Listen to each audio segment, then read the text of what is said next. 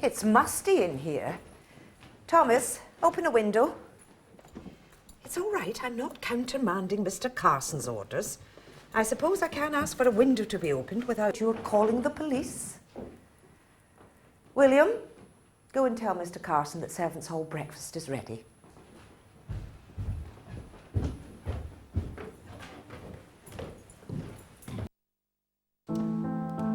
Are you all right, Papa?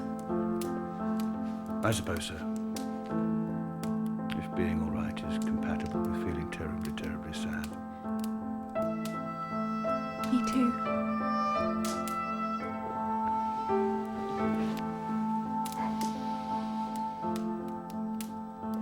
We loved Patrick, didn't we?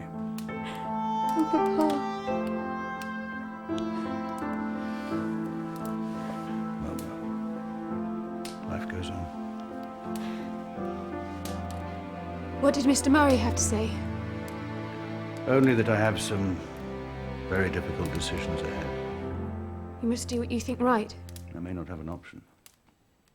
No, I only mean you should do what you feel is your duty. Not just what's best for Mary. Or Sybil, or me. We'll manage. Of course you will.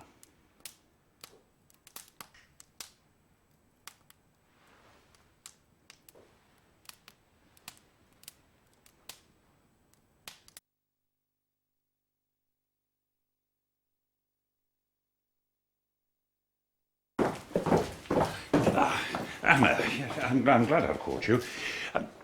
When I was collecting that food earlier for his lordship... Yes, Mr. Carson? Well, I hope you didn't feel the need to mention it to anybody.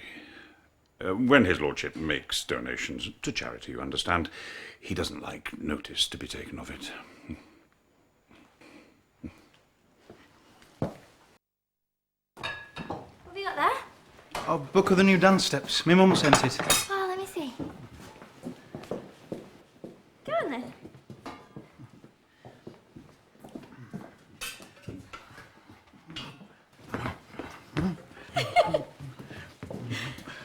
Whatever will they think of next? They'll think there's a hyena loose in my kitchen. Sorry, Mrs. Patmore.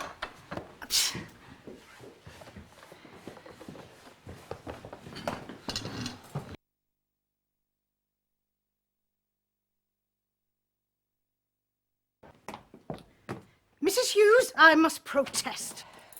What is it this time? When I ask for self-raising flour, I mean that it should be self-raising. I do not add the words as a frivolity to amuse myself. And? You gave me plain flour.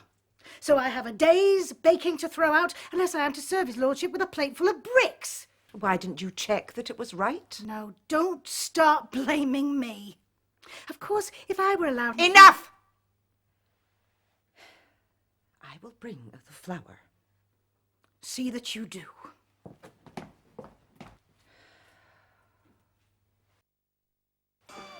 An evening of mystery. Mrs. Hughes out on the tiles, all dolled up like a dog's dinner. Then Mr. Crawley hurries into the library, followed by his lordship. What are you suggesting? Who knows? There are more things in heaven and earth, Horatio. Who's Horatio? Come on, Daisy.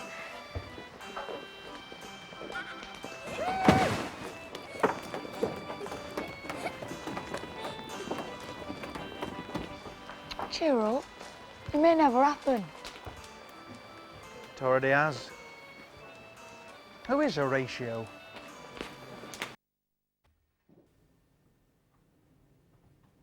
Are you back? How was it? Fine. Well, I came back with William after Daisy broke his heart. Well, I brought these up for you, but I see you're taken care of. I am. Very well taken care of.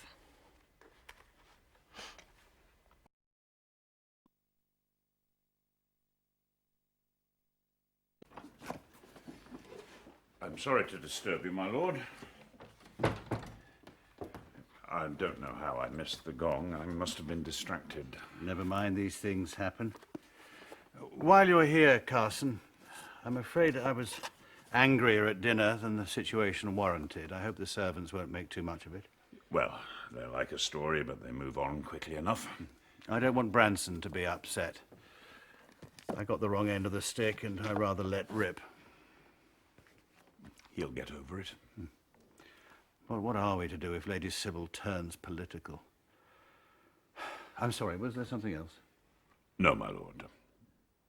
Good night.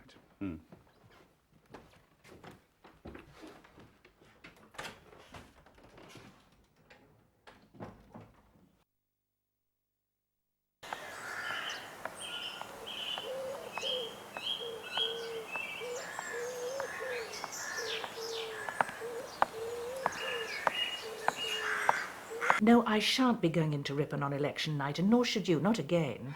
Yesterday was quite frightening enough. What would your father say? You know how he hates politics.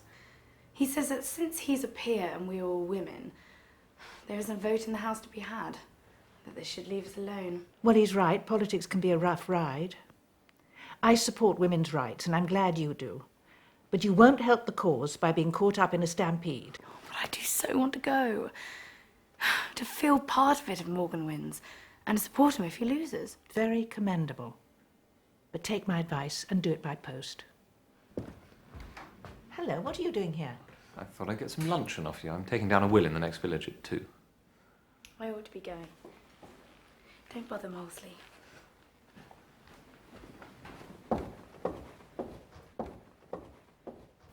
What did she want? A partner in crime. Did she get one? Not this time. Well, I don't believe it. Do you think I want to believe it? I wouldn't trust Thomas or O'Brien further than I could throw them. And Daisy. Well, that's the hard one. But surely, Mr. Bates. I agree. But I've had some shocks lately when it comes to thinking you know people. Some bad shocks. And he knew the wine was missing. How was that? Well, what are you going to do? I'm not sure yet. I think I might get them all together, light the blue paper, and see what happens. Yeah.